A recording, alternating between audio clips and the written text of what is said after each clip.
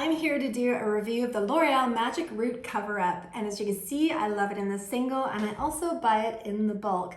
And I love it because it's ammonia free, peroxide free, there's no synthetic dyes in it.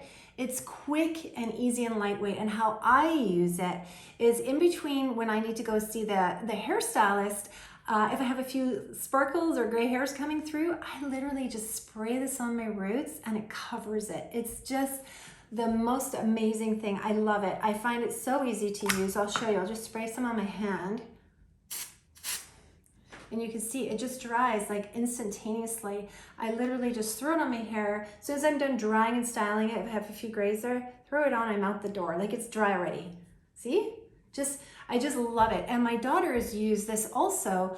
If they're brunettes and they have blonde highlights and say their brunette roots are growing, they'll use the blonde there to blend it. So it can be used for both grays or just natural hair color as well. But I highly suggest you use this if you are in between salon visits and you're looking for a great cover up for your hair.